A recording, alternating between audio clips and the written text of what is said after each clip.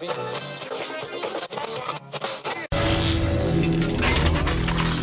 Check Radio.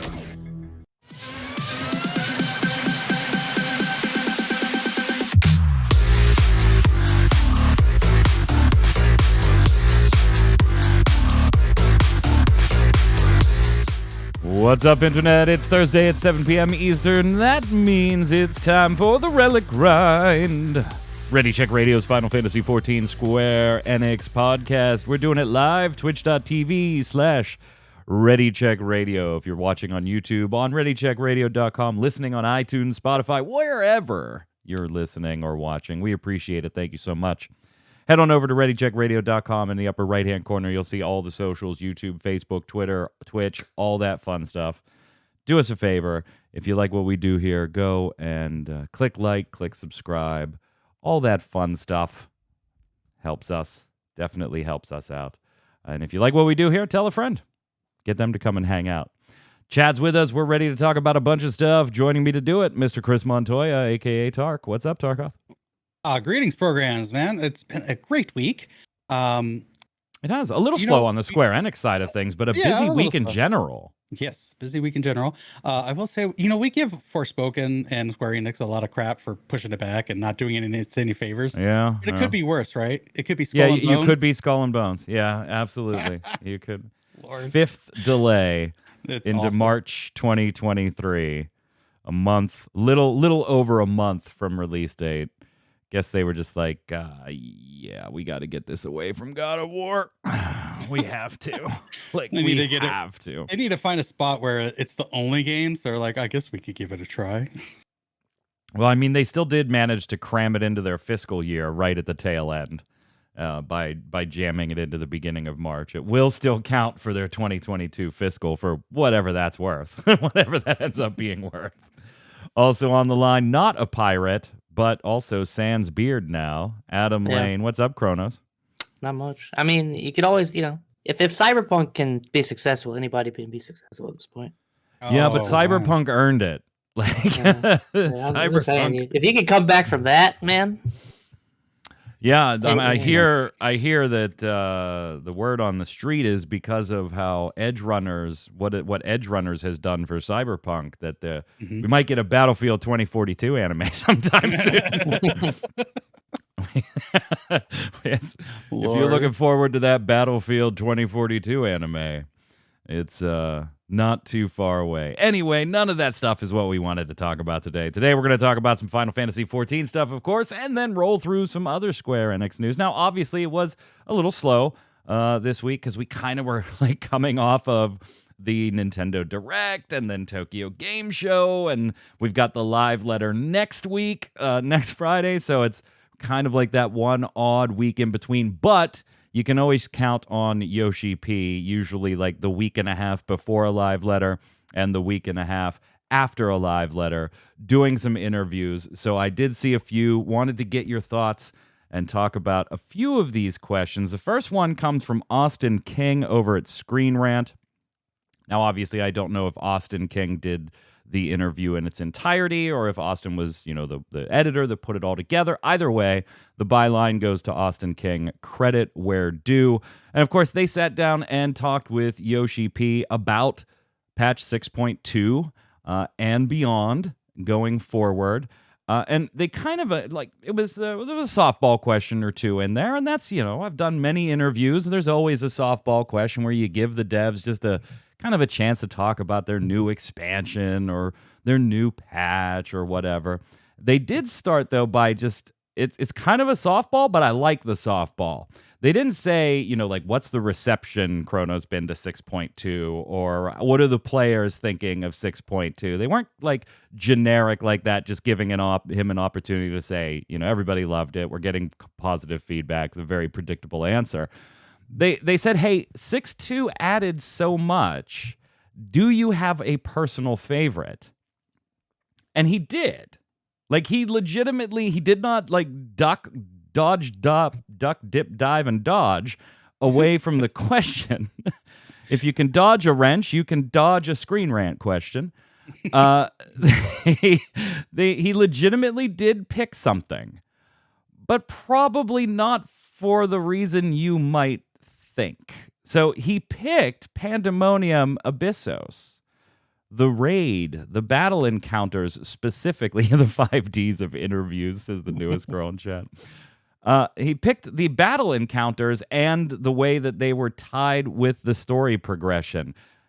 Just before we go any further on like his rationale there, Kronos, were you surprised that he went with the raids? No, I mean, I feel like he enjoys like that type of content. I don't know. I mean, he's an old school like player, right?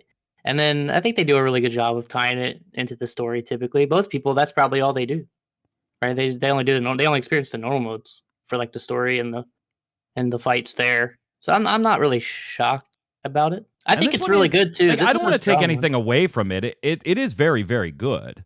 Yeah. But to me, it's not one of my favorites. It's not my favorite. From a story perspective, I think it's one of the stronger ones, honestly. And I'll give that to you, yeah. Yeah, maybe not the fights particularly, but from a story perspective, I think it's pretty strong. Tark, surprised he didn't go like a more generic route? Like, the kind of slow beginnings of the new storyline post-Hydaelyn starting to take a little bit of shape. We're planting some seeds. I like, that type. Like, were you surprised he didn't go in a different direction here? No, because I think deep down he's a raider at heart. I think he's a raider. and if it was just him going, given direction and what to put out, they would all be ultimates, right? True. They wouldn't all be. They wouldn't be savages. They'd be normal mode, and then everything would be an ultimate. I don't know about that. Maybe not. I don't know about that, but that's my hope and dream. So the rationale he had behind it was actually, I thought, pretty interesting. Like, obviously, he said, hey, I like the way the story progression is tied with the battle encounters, and there's a wide variety of new mechanics, so, like, the content itself. But his real big rationale was behind the scenes. This was, like, the first kind of meshing of story and raid content created by newer team members and some of the old heads that have been there for a while, and that the content turned out very promising, and he's really enjoyed the raids from a content perspective, but more from a content creation perspective as well. I kind of dug that answer. I was like, damn it, that is a good answer to a softball question, Kronos. That's a very good interesting answer. Because I wonder how that relates to Savage too, because there's some weird stuff in this Savage tier that just doesn't feel like a Savage mechanic sometimes. Specifically in 7. Like there's just a lot of tells in 7 that like you would be like, really? Like the punch? Like the arrows are there in Savage? But I wonder if that's like the new and old thing. I'd be curious to know more about that, I think. I think 8's great though. I think 8 is one of the best Savage fights they've ever designed, honestly. I think 8's awesome. 7's weird though, man. They have a weird time with third fights, specifically in Savage, but Tark, you had something there? I was going to say that, yeah, my raid team was like, where's the other tell? Because we know that there's not going to be arrows on the ground in Savage. So is there another tell? Like one of the arms is glowing? And we're like, no, it's just the arrows. So the fact that I put the arrows down on the ground and that's still a mechanic. It's like, not to get too off topic, but the other weird thing is in that fight specifically, the punches are always the same. They're not. There's no random. He either hits back or front, and there's no variation to it. It's just it's weird. It's very scripted. It's just weird. To Cal in chat liking these newer raids too, as somebody that does the casual mode, the normal mode for the story content, and then that's kind of it. The exact. Most of the Final Fantasy XIV audience, right? Raiding audience, a very, very high percentage of raiders do exactly that. Don't touch the Savage, don't touch the Ultimate, go experience the story, have a moderately challenging fight, and then call it a day. So yeah, I was a little. I did like hearing about some behind the scenes stuff in a question that really you wouldn't have thought off the bat would have gotten behind the scenes. They did go into Island Sanctuary. Apparently, Austin is just super enamored with Island Sanctuary. Says, I absolutely adore this from what I've seen, and I think a lot of other fans do too. Looking ahead, what kind of support and features will this see in future updates? Something we've speculated on this show. Like, where does that go from here besides putting more items, mounts, minions, whatever in the vendor, and just having you continue ad nauseum farming up your currency. Yoshi-P says, we're currently working on additions like allowing for further expansion of the hideaway and more types of facilities to construct, but we're also hoping to make minor updates to improve overall experience based on the feedback we've received from players. So kind of an obvious one, right? Give us more buildings to create that do new things. Give us the ability to do some different things with the hideaway itself. But, I mean, you kind of rigidly define the space, right? Like, there's only so much land. And granted, there's plenty of land right now, but the more you expand out the hideaway or the entire base camp, or you add new plots so that you can put in new buildings, unless you make it do you want 3 workshops or 2 workshops and one new building, like you leave the number of plots the same but give it more options. Assuming you expand, anytime you expand, you start taking away gathering space. So it's always a trade-off if you expand that way. So I wonder where they're going to take this, Tark. Like, how do you give us more options without it making me feel like I've got to sacrifice now in what is supposed to be casual, very casual content? Or, okay, my gathering areas are getting smaller incrementally each time they add to this. Well, I said this before, like, I want the option to absolutely decimate my island sanctuary and make it a desolate mining facility with quarries all over and no resources and destroy all the fauna. Yeah. I think there's a couple things they could do. They could Go ahead. combine functions of buildings. You could combine. They could have like a workshop granary and then add a second building so you don't lose anything. Like, exactly, you News Girl. have like a combined thing. Yeah, because I mean, you do have one decision to make, right? When you are max level, there is you can't put up all the landmarks. You can put up 3 out of 4. You can create 4 different ones, but you only get to pick 3. So we already have one example where they have said, look, you have options, but you don't have enough land.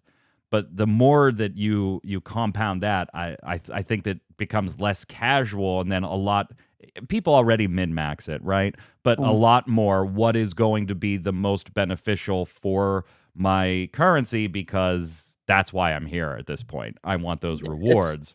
It's a rotator for some people at this point. Like, you just go there every day, you set your thing up, you forget about it. I think they just have to add another island at some point. I think that's the route they're going. Yeah. I don't think they could just do. I don't really see how they do anything else, but maybe they have an idea. Now, they have said minor updates also to improve the overall experience based on feedback. What do we have right now, Tark, in Island Sanctuary that you would want improved? Well, I'm pretty much done with it. I just put out a tweet. I got my 1700 achievement. So your entire experience. Yeah, okay. So, but your entire experience from level 1 through level 10, what aspect of Island Sanctuary did you go, this needs a little work, this needs a little tweaking, I don't quite like this? Some way of getting unstuck if you are a bonehead like I did and spend some of your currency and not realizing you needed to reinvest. Some way to get out of that sooner. You got unstuck. It just took you days. Yeah, it took me a week or 2, to finally get back rolling again. But yeah, when you're stuck, it's like, okay, well, I guess I could just gather a bunch of stuff, but then you can't even sell it for blue currency. You can only sell it for green currency. So I guess that would be my answer. Is some way to get unstuck if you make a bonehead decision. I'm going to tell you my number 1, and if you guys tell me there's a way to do this, I'm going to cry because I just haven't found it. Okay. I want to be able to collect all from the mammoths managing my crops and my pets. Yes, please. I want to be able to collect all. That's a good one. Instead of right-clicking every single one, collect and continue to support. Collect and continue to support. There's kind of a way, but it's not really like the way you probably would want it. Right. It's just give me a collect all button. Yeah. There's no reason for that not to be there. Give me a collect all and keep raising, collect all, stop raising, Yeah, and that's it. I kind of wish you would just gather and feed from the mammoth. As much as like I understand that they want people to like walk to the animal, change your thing, but it's just inconvenient. But like that's just me. I'm sure some people really enjoy that part of it, but I'd rather just click on the mammoth and harvest everything and then replant. I don't need to go water each individual thing. Well, yeah, But- I have the Well, you mammoths could do doing that. Yeah, I have the you could. mammoths taking care of everything. They do the watering, they do the feeding, they do the petting and everything. It costs you the currency, a couple hundred, it costs me like 220 a day or something like that. But when you're gathering the mats, when you go to the mammoth and talk to them, you have to right click on each animal's line or each crop's line. Instead of like collect all, Yeah, and say, it'll say, hey, we've gathered 5 since the last time you talked to us. You can claim them and tell them the mammoths, hey, keep going. I'll still pay you. Keep going. Yeah. But you have to do that on every freaking line. It's annoying. Yeah, Absolutely I think annoying. also if you miss a day doing that, you just lose the stuff. No, the mats will go up to what is it, Tark? 50, I think, on the crops and the animals. Each of them they'll gather up to 50. So it would take you a while of missing it before you're actually not getting. I mean, 50 technically is only 2 days if you're lucky. No, it's per line. It's per line. The guardian, I believe, is 50, yeah. So that's so 10 days. one caught chocobo. If you gathered it on day 1 and you got both items, that's 2. Okay, so and it's then 50 day per 2, animal? Yeah, it's 50 per animal or 50 per that's crop. fine. I think it's 50 for the gardening, and I think it's 20 for the animals. So something like that. Yeah. Something like that. Yeah, because the gardening is 5 each, and the animals are 1 to 2. Yeah, I think really would be awesome. I mean, that would be nice. I don't really care at this point. I'm basically done. But I think that you should be able to convert some conversion rate of green to blue scripts. I think that would fix Tarkov's problem too. Yeah, to go the other way. Because at least if you messed up, now you can gather and just eventually trade in. Maybe like 5 to 1 or something. I don't know. 10 to 1 maybe. Whatever makes sense. I think they should do that. I mean, like, because if someone really wants to go gather and get 24,000 blues for the mount just from gathering, have at it, man. If you want to spend that many hours. I don't think anybody would be mad. Pop, baby. 10 experience and pop. But I think it would at least let people catch up. I'll tell you what, man. Oh, and also my gripe from the beginning, when I can spam the sprint button faster than the cooldown, there's no reason for it to be a button. Oh, you should have infinite sprint in there, yeah. Yeah, just have that be the default speed. Those would be my 2 improvements generally across the board for everybody that I think there's no reason to require me to hit that button when I can hit the button faster than the buff cools off, or wears off. So yeah. They did ask about Hildebrand. Yeah, Yoshi-P just kind of reiterated it's been nice having a little bit of break. It let us put some more time into making sure that these are interesting and amusing without making them feel forced. So that's cool.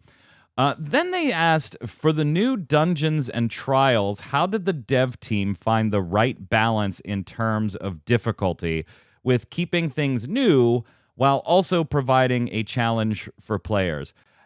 And I put it in the show notes for you guys because just reading the question and rereading it again, the question just feels really off base to me. Like it is not in touch with the actual state of dungeons in Final Fantasy XIV, even for a casual player. Like the overwhelming majority of the player base has run a dungeon, probably many, many, many of them. And if you like them like we do, cool. But I don't think anybody, even a more casual player, finds them challenging in any meaningful way. And interesting, keeping things new. The last time I ran a dungeon that didn't feel like pull boss, pull boss, pull boss. I can't even tell you when it is. Is the scenery nice? Yeah. Is the story nice? Yeah. Are the bosses kind of fun and maybe a new mechanic here and there that you're like, oh, that's neat? Yeah. But I just thought the question was like, that's a little out of touch. Had they asked it after we saw like Criterion Dungeon and things like that in the next patch, I would have understood. But to kind of imply like, how do you find the right balance for providing a challenge? Is anybody challenged by them?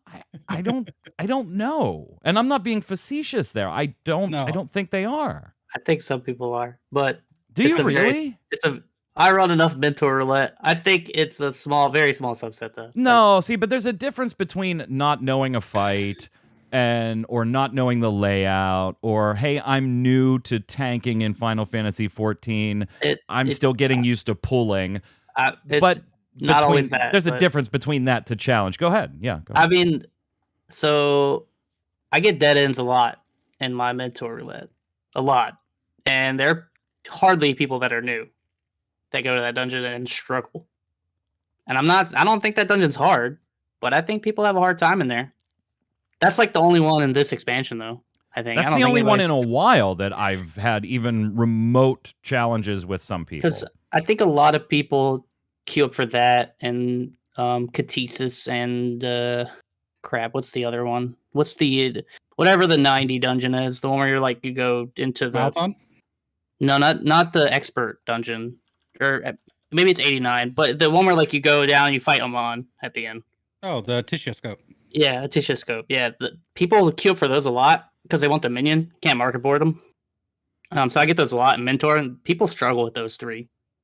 And the funny thing is like I feel like I get more groups that struggle in leveling dungeons, but I think that goes to the point that you made earlier, where a lot of times it's like people are still learning. So that's like a part of it too. But I mean, Dead Ends is a max level dungeon. Yoshi-P's answer, by the way, was this boils down to the team repeatedly receiving feedback, making our data quantifiable, and continuously improving our sensibilities. We thoroughly play each content before its release as we test it with several parties of different player skill and make adjustments based on the results. I don't know. It just seemed like maybe because they threw the word trials in the question, there's an argument that they kind of meant like, hey, challenging here, new here. Like, I don't know. I kind of felt like the question was worded really funny. Like, to me, dungeons have always been on the same level of difficulty. You might find an oddball fight that people just aren't used to here and there, but they're kind of on an even keel difficulty-wise, and that's by design. I'm not faulting them for that. That is by absolute design. Yeah. Do you find like normal mode raids difficult? I mean, I think they balance around different. Yeah, so me neither. I don't. But I bet there are people that do. Oh, certainly. Yeah. Certainly. Yeah, I think this question would have been better if it was trials and normal raids instead of dungeons. Dungeons are just super casual. In my opinion. I think all those things are casual, but maybe I'm. I mean, I don't know. Normal mode's not casual, like normal raids and normal trials. I thought those were supposed to be designed. I mean, normal trials are part of the main MSQ. I think they're for a. I hate the whole hardcore casual shit anyway, but I mean, okay, let me rephrase. Aren't those designed for everyone? Because they're both of those things. The dungeon and not the normal mode raid. That's actually kind of a separate thing because that's optional. But the normal trial and the dungeon are designed for the same people. Yeah. Well, I mean, because they're part of the MSQ. Yeah. In most cases, they're part of the MSQ. Yeah.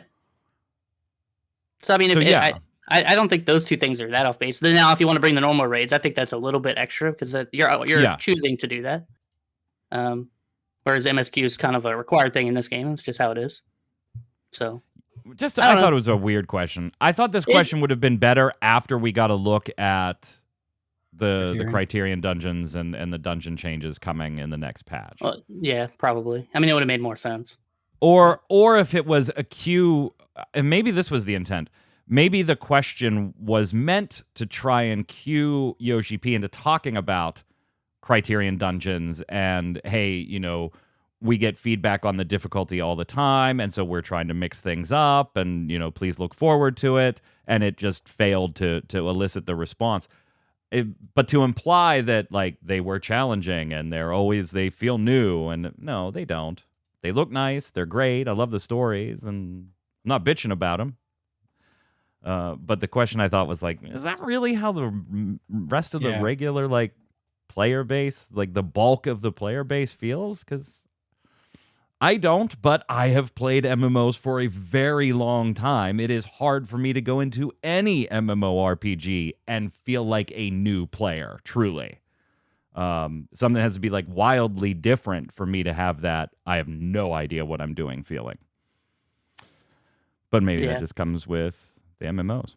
I mean, I think you have to, for that part of, you'd have to take a perspective of someone who's not always caught up. I think that's more where those people lie. They're like they're not doing the patch every time the patch comes out. But interesting. Journalists don't ask a question without an end game. Not true. There's been some bad ones out there. And then they tried obviously to get him to talk about the next patch and the storyline where we're going, and he was like, "Yeah, just look forward to it." Not spoiling it. Sorry. Yeah, not yet. Not spoiling it. Then over on Eurogamer, he talked to Ed Nightingale, and this was kind of more about MMORPGs in general. Yeah, 14 was talked about, particularly in the aspect of solo entry points in Final Fantasy XIV. But he did talk about like what Yoshi-P thought was the ultimate MMORPG. And I want to know if you guys agree here, and I'll give you my take after I do it. Here's what Yoshi-P had to say. My idea of the ultimate MMORPG is one in which every player playing the game can pick and choose the content they want to play, and the developers take into account the myriad values held by the players, responding to as many requests as possible. So what I mean to say is the game will further develop if it can meet the needs of many players, not just the needs of a particular type of player. In my eyes, the ultimate ideal is not playing all the game content, but being able to choose what content you want to play. How much of each type of content to implement is determined through discussions among the core staff, including myself as director, the assistant director, the content director, the battle director, and so on. Having said that, at the end of the day, it boils down to making a judgment based on what we feel would be appropriate. So we will release the content and then iteratively make adjustments while keeping an eye on the player feedback. Is that the best approach for designing something that is relatively niche, an MMORPG? Try to interject content that appeals to wide swatches of players, Tark. Absolutely. Yeah, it's a niche market as it is with MMOs. To really focus down to one subset of players, you're making niche on top of niche. So you're really limiting yourself. What 14 has done is they got the casual, they got mid-core stuff with some normal raids and such like that. They got a couple ultimate raids. I feel that they need to do more on that issue, and maybe Criterion Dungeon will help feed that as well. But I think they have a good balance of all sorts of different content, different skill levels. I think Yoshi-P is right on the mark here. You want to have it approachable to as many people as possible to have a successful MMO in these days. Yeah, and obviously he's talking about the ideal here. He's not trying to claim that Final Fantasy XIV achieves this ideal. He's not implying that at all. He was asked, your opinions. But Kronos is what he's talking about, the way things should be done in the genre. I mean, I feel like he was describing 14. I don't know. He definitely at the end started saying, "Hey," but I don't think he looks at 14 and says, I don't think he thinks 14 is like this is the best product ever made ever. Right. But I do think that these values that he's talking about are instilled in 14. Like almost all of them. Here's my take on it. I don't disagree with you, Tark, in that 14 offers a lot for a lot of players, and you have avenues that you can go explore. You want to do PvP? Okay, go do PvP. You want to go do dungeons? Go do dungeons. You want to do raids? You want to do Island Sanctuary? Do that. You want to go achievement hunting? Go do that. The list is long. But it took 10 years to get there. Sure. it wasn't always like this. It certainly wasn't like it in 1.0. And it wasn't like this in 2.0 either, right? PvP wasn't even a thing in 2.0. And raiding really wasn't a thing besides having the first coil of Bahamut available. Like, I like where his brain is. Can I make multiple things for people to do in my game and not make any of it mandatory?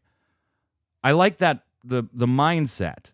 But there have been many times I have done first looks for MMORPGs, Chronos, where I've literally said they have tried to do so many things in here and appeal to so many people that it doesn't appeal to anybody. Like, the PvP players feel cheated. The dungeon players feel cheated. There's just not quite there. And so I wish he just would have been like, hey, there's no way to actually launch this product that I'm talking about. I guess I didn't take it that way. You have to earn it over a long period of time of success. By the way, you have to have the success that 14 has had to even think about putting in something like Island Sanctuary. Yeah, no, I mean, you're right. He didn't say that explicitly. I guess I took it that way without it being there. That, like, you don't just, like, launch that way. You have to launch with, like, a product that, you know, like, people will start with and I'm not don't get me wrong. Like, I got the impression that he understands that too. Like, I'm not saying he didn't, but I think excuse me, when you're asked about, like, the ultimate MMORPG, right? If we bat it around as a question between the three of us, we're going to be talking about what we want that game to look like when it's available for us to play it.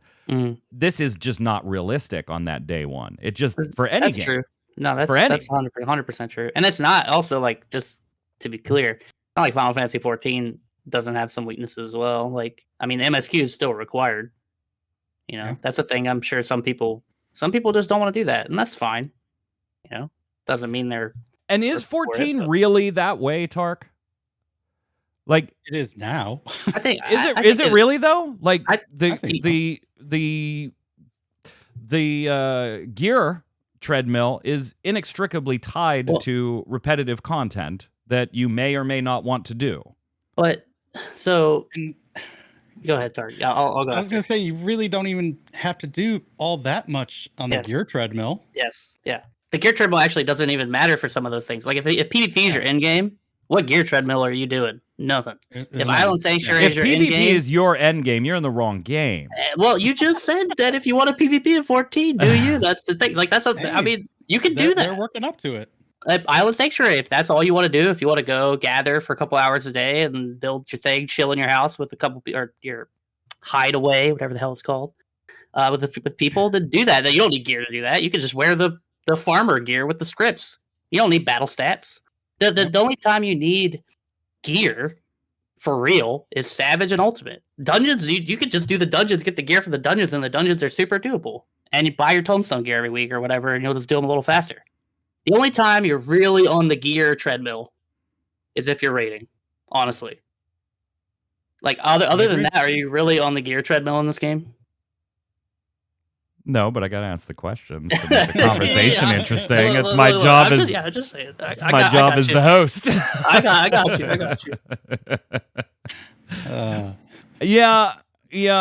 you. I am one of the firm believers, though, that particularly in niche genres like MMORPGs, which, it's a big audience, but relatively speaking in gaming, it's niche. I think that can sometimes be to your ultimate failure, not just your detriment, but maybe your ultimate failure when you use this as the starting objective. Yeah, it's Baron Vagabond in chat says Wildstar. Yeah, there were multiple reasons for that, but yes, that is definitely one of them too. It helps to have Square Enix money to have that idea. No shit, right? Like, I mean, that's definitely true. They then talked about making a solo entry point and how that's become a little more important to the team and Yoshi-P. They talk about the duty support system kind of fitting with that and some of the additional dungeons that we saw in these patches, in this expansion, added to the duty support system. Yoshi-P says, the main point is not that we are focused exclusively on single-player content in particular, but rather that the scale of the game, its content and development has finally grown to the extent that we can provide content tailored to solo players. Now, this is exactly what I was just talking about, right? Yes. The absolute recognition and verbalization of we would not have been able to do this unless we got to the point that we are now. You cannot do this right out of the gate. Another reason is that in further developing Final Fantasy XIV and expanding its scale, I want to guide people who have been thinking that connecting with other players is a pain in MMORPGs, so that they'll ultimately come to appreciate the fun of playing with others. As an entry point into the game, being able to play the main scenario play the main scenario solo is a huge plus. And now we start the whole debate on should MMOs or MMORPGs be catered for solo players in some regard. And that's a debate I'm sure we could spend an entire show on, gather 6 more hosts, and it would just be a scream fest between all of us. I think he's dead on here that it works in the Final Fantasy XIV scenario because of where they've been able to get to and because they have a very compelling story to tell. Most MMOs don't. Most MMOs don't. And so you really don't care about experiencing that story. Okay, I'm missing out on that. But this is a mainline Final Fantasy that I'm sure there are people that look at that go, I don't want to play an MMO, but I hear the story is really good. I like Final Fantasies. All right, I'm going to jump in and just do the story stuff for a little while. I'm sure there's a portion of the audience that does that, but it took 8 to 10 years to be able to get there and offer that to them. Yeah, we didn't get trusts until Shadowbringers, right? Right. Mm-hmm. So, there's the Squadrons, right? Squadron. Oh, God. That was a joke. Ungamax, okay? Ungamax everything. Let's go. I agree that it took a little while, and the term this is an RPG MMO gets floated around, and I kind of agree with that if you wanted to play this just as a Final Fantasy story, it's a perfectly viable way, especially with them updating all the trials that are required and all the dungeons that are required for MSQ. Could they have done this right off the bat? No, that wouldn't really work out. With it being MMO first, but it really kind of has shifted to the RPG and the story, and then there's the MMO stuff that if you want to do, branch out and do that. Kronos, thoughts? Yeah, no, I agree with that. I think it's more of a Final Fantasy thing. Kronos was just like ditto. Yeah, it's more of a Final Fantasy thing. I think other 100%. MMOs don't care about that part of it, and then also like in other MMOs, usually, not all the time, but usually you're not like the main character. You're not like the guy. You know what I'm saying? Like you're usually just a guy or a girl. You know? What are you talking about, man? Or an orc. Every or a MMO, Tauren. you're the fucking chosen one. You're the divine reincarnation of this hero, and they're all the same. Well, maybe you're like related, but I don't know, man. You have mad plot armor in this game. Yeah, you do. Yeah, you do. So. They brought up Island Sanctuary in this Eurogamer interview too, but from a bit of a different aspect. They kind of said, it's cool, but really you have to get through the 6.0 storyline to get into this. And I remember talking about this before it had launched, and we said, well, maybe there's like hints to locations or story or things like that in the island or around the island or in the quest to get to the island and stuff like that. Turned out that wasn't the case. So in my case, in my brain, I'm still like, why is this locked behind Endwalker? And so they asked him. And Yoshi-P said, where possible, I did want this content available to players at early levels in the game, but I considered that in the current story, we've reached an opportune moment and we're now in a position to provide such an island to our hero. So it's something he wanted to do for a while. Hence, in the end, I had no choice but to make clearing 6.0 one condition to access the content. You see, these types of things are tied to the fact that we're extremely particular about Final Fantasy XIV's story. What am I missing here? We save the world. We get our own island for free. Come on. You're missing the underlying thing. What am I missing, You have to buy the expansion to Island Sanctuary. That's what he's really saying. And I would have gotten it if they would have said post level 60. Like I would have been like, oh, okay, they don't want you to get it in the free trial. Okay, it's a nice PR thing, but really, it's like, yeah, we weren't putting this outside of the expansion. Like, you're buying the expansion to do this content.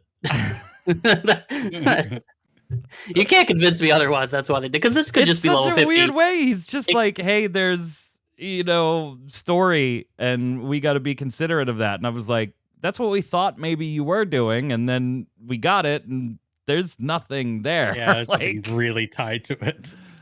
Like, what are you doing? Yes, and then can we expect a Xenos chicken minion from the whole Mogshoot farm stream and the donations to name the chicken Xenos? He says, I'll avoid giving any definite answer about whether or not Xenos the chicken will make an appearance in game, but I can say that the stream turned out to be a great source of stimulation for thinking up future rewards. We're getting a Xenos the chicken. Like, we're getting a Xenos Mount or the minion chicken. or both?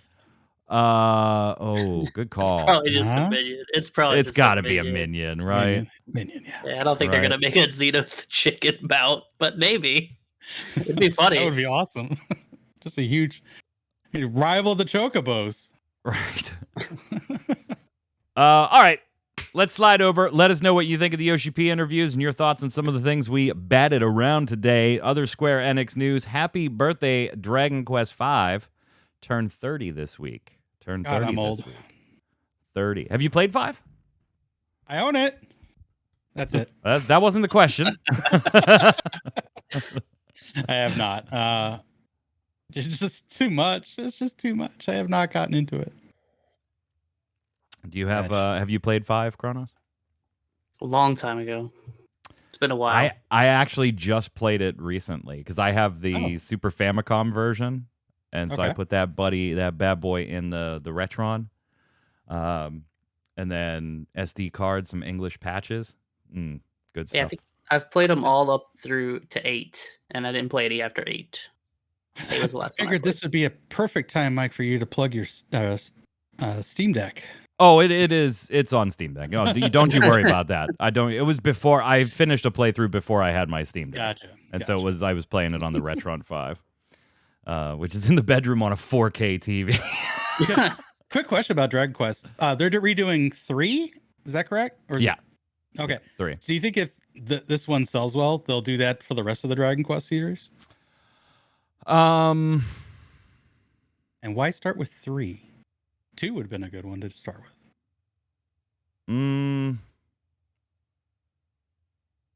I don't know.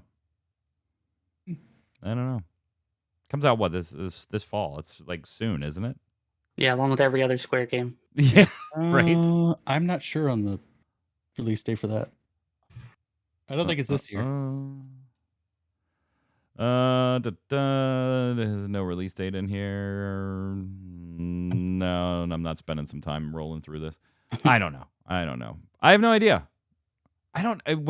So I can see why you wouldn't want to do 1, right? That was NES, and 2 was NES, wasn't it? Yeah, yes. Those were Dragon Warrior here, right? In the West. Yeah. Dragon Warrior. Yeah. I was thinking 1 because it was just one character. It was just like a solo character. Where 2 you had 3 characters in your party. So, but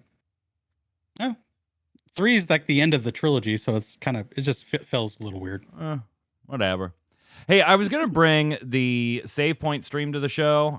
Like, it's in the show notes, and I was watching it, and they do those like every month or so, and it's Catherine, the event lead, and oh god, community manager shit. What is his name? Is community manager shit? No. Hold on, because what the hell was that? Oh, there's a Valkyrie Elysium live stream beginning shortly. Yeah, you're hearing the music. Star Ocean the last. Caden, social media manager. Caden. And so, yeah, but the whole thing was it was just trailers of stuff we had seen. And I expected that portion. They said they were fair, and they said right off the top, no new games being announced here. We're going to do some giveaways, and we're going to go through like the product slate for the next 3 months. So it was like a 9-hour stream. And no, it was like 40 minutes, but they have so much coming out. And so they showed like a Voice of Cards, Beasts of Burden trailer that we've already seen, and it was more commercial, right? They did the Octopath Traveler 2, Theatrhythm Final Bar line, and at that point, I was like, yeah, I'm done taking notes on this, guys. This is just showing a trailer and then giving details that we already knew. Like, there was nothing new about it. I'm not sure the benefit of those streams. Me either. I mean, they just did the same thing at TGS. Right. Yeah. Right. Only spent more money on it. And like, I mean, it's just their own staff. So I know it doesn't cost them anything. You know, they're getting paid to work anyway, whether they're on camera plugging stuff or not. Fair enough. But there were less than 1,000 people in the live stream on Twitch. And you know, maybe you have a few hundred or a couple thousand watch it after the fact too.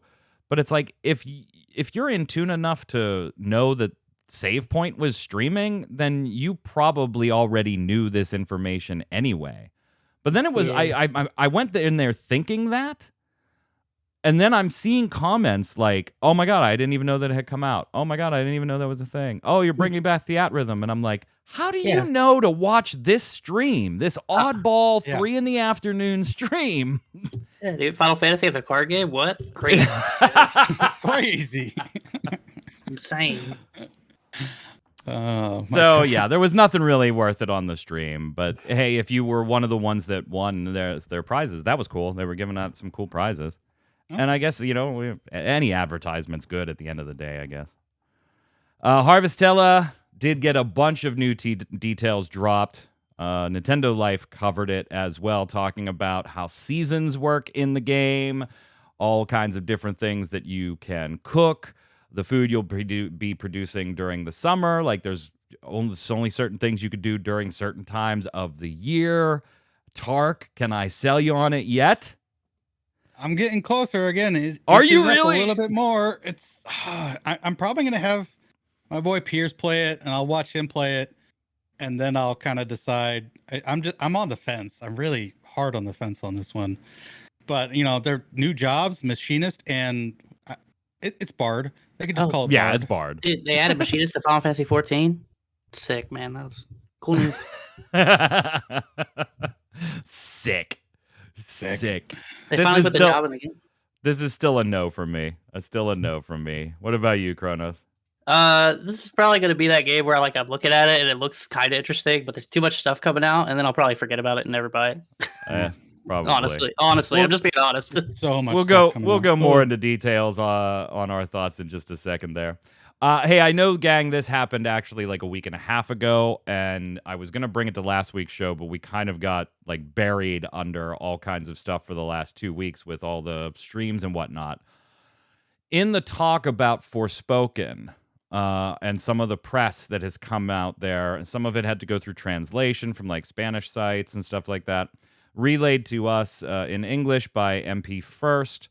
Forspoken co-director Takeshi Terada revealed that the players can expect an average playthrough of Forspoken to take approximately 30 to 40 hours to complete. To be clear, I am not one of those guys. I'm not one of those gamers that a game has to be X hours long and convert it to a dollars per hour ratio, and that's just not me. I can spend $50 on a 10-hour game and absolutely feel like it was worth it or not. I can spend $50 or $60 on a 200-hour game and feel like it was worth it or not. Totally independent of the amount of money or the amount of time. But when you talk about RPGs, a lot of people do care about how long am I going to be involved. Famously, remember, hey, it was going to be 500 hours to complete Dying Light 2, and people were like, get the fuck out of here. And they were like, well, like if you want it to be, and they're like, yeah, no shit. If you want it, I can make Super Mario Brothers 1 take me 500 hours to beat if I want it to take 5. There's no way your game has 500 hours of content. Get the hell out of here. But 30 to 40, that's kind of like always been the, at least like when I've always been talking RPG, somebody says 40 hours. You're like, oh, cool. Yeah. All right, cool. That's So a good I'm number. not surprised here. And obviously there's going to be more if you want to decide you want to do some of the end game stuff or the additional quests. Are you all right with 30 to 40 hours for an unknown, untested IP, Tark? Yeah, I think it's a good number. I'm trying to think of other games. Final Fantasy VII Remake, I think I pumped in like 50 to 60 hours, and that was good experience. Whether it's a new IP, I'm kind of trusting Square. Maybe I shouldn't, but I am trusting Square. Things are looking better. What I didn't want to hear was like it's a 20-hour game like Valkyrie Elysium, which has me head scratching. That came out today, by the way. Yeah, mine won't come out for another week. I got delayed by Amazon, but so that has me scratching my head. But it also seems to be kind of like an old Valkyrie profile / Devil May Cry. Like you replay the levels until you get the S rank, so that maybe that has more replay ability to it. What I don't want is a 100-hour RPG like Persona. Of like 30 to 40 hours is a nice number for the main story, in my opinion. You can spend a whole lot more exploring. The zones look gorgeous and amazing. So I will be exploring a lot. But yeah, looks good. You all right with 30 to 40, Kronos? So I'm with you. I don't really just putting some hour mark on it doesn't mean anything really. I mean, I think like a lot of people probably look at it and they're like, "Oh, 40 hours for an RPG is like a good number." But like, I don't know. It depends. It really just depends. See, like, I don't mind that Persona took me 8 hours. It was fun the whole time. But then when you have another game that doesn't need to be 40 hours, that it's 40 hours, that could be like a negative. It just depends. I mean, and then sometimes 8 hours is the sweet spot. It just depends. I mean, you want to get your bang for your buck. I think a lot of people are looking for that. And I mean, this is going to be a $60, $70 game, so I understand. Yeah, there's But- always that like cost per hour. Well, you spend $16 to go to the movies fallacy Well, argument. I mean, but people say that about Resident Evil all the time, and I think Resident yeah. Evil games are awesome. So, like, I mean, I don't think there's like a correlation specifically there personally for my enjoyment of the game. So for me, it's going to be like, I just need to see it. I don't really give a crap if it's 30. I don't care if I beat it in 20. Like, it's 100% with you. Newest girl's with us too. 30 to 40 sounds fine. We're good for it. Hey, Xpooter put up a article by Ribia Rizwan this week. It was just kind of like 10 things about Final Fantasy XVI that we know so far. I'm going to read them down to you. Is there anything that we didn't know about here or we haven't talked about that surprised you? It's not open world, AI-controlled party. There are party member arc storylines. There's an easier mode to experience the story, an action-based combat system, summons, Odin's Edition, Torgal the dog is in there. That's kind of a game-movie combination. At least that's what Yoshi-P was going for. Devil May Cry developer. There you go. Anything on there that we didn't know? Because I'm going to be honest, there was one thing that if we did know, I don't remember knowing or remember seeing, and that was that there was an easier mode if you wanted to experience the story that kind of would allow auto combos and slow motion in combat. If we knew that, I totally spaced on it until I saw the list. I don't think we knew that, but with what they did with 7 Remake and also Strangers of Paradise, there being an easy mode, it doesn't surprise me one bit. So I was like, yeah, okay, duh. And Yoshi-P is all about, everybody should be able to experience the story. So it's not surprising at all. I don't know if I want to buy one of these or not. Check this out. This is on the Square Enix store now for pre-order. It is the Elpis flower from Final Fantasy XIV, and it does light up only in white. They are very clear about that on the site. The Elpis flower featuring in Final Fantasy XIV Endwalker has been recreated as a collectible item that would brighten any Warrior of Light's journey. We recommend pairing the light with a bud vase to truly let it shine. Elpis flower lights up only in white, 2 batteries not included. Phillips screwdriver needed to replace the batteries. Coming out in May of 2023 for the stunning price of $44.99. So $45 USD prior to shipping. So $80. Got it. Yeah. After shipping. What it doesn't say is what it's made out of. it doesn't say if it's glass or if it's a composite or, if it Plastic. and $45 is like one of those weird price points where it like that's exceptionally expensive to me if it's plastic. Yeah. That's a little bit on the less expensive side if it's glass, but I could see it being either. And I'm also not sure how hard this actually would have been to just let me make this in different colors, right? Like, you put a light in it, just make it an RGB or an LED light. LEDs are hard, okay? Right. I'm pretty sure they gave these away at like one of their concerts, like it was exclusive for a while. And I want to say these are plastic, but I could be wrong. $45 for it being plastic is a bit much for me. I think I'm gonna skip it at that point. That point. Confirm that for sure, but I'm pretty sure that like there was like a Japanese concert. No, I'm just gonna skip it. Like I don't care enough. It's cute, but yeah, forget it. Like I don't need an Elpis flower. Tark, you buying one? If I had a girlfriend or wife that played the game with me, I might get it for them, but otherwise, no. My love for you is eternal. Here's a plastic fucking flower. Here's an Elpis flower. I love you. Here's a plastic flower. Oh, cool. I can make it light up in. No, it's just $80. White, baby. Just white. Let's slide over and do Love It or Leave It.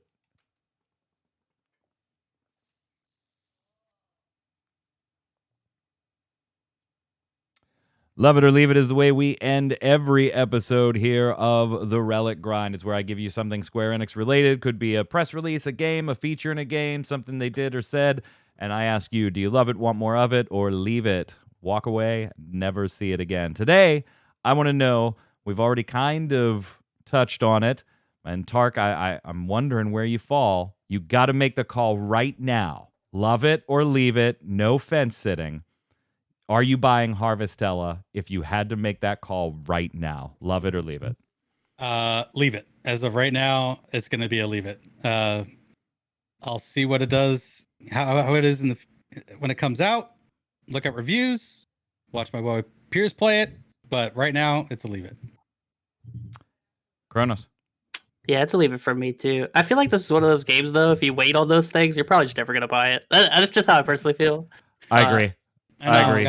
You're going to totally forget about it. Like, Jesus.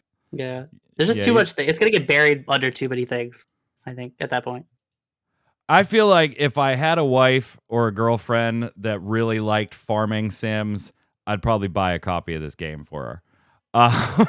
But in lieu of that, no, I'm not buying Harvestella. Like, there's nothing that game can do that makes me even remotely interested in it. Sorry. Chat, don't go anywhere after the show. She's actually back. She's back. Yeah.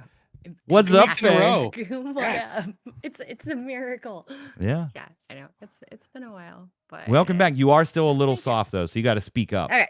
There you go. I'm gonna scream into the mic. There we go. Hey. That's perfect. So how you been? What are you playing? So it has finally gotten a little cooler around here, and I'm feeling the spoopification.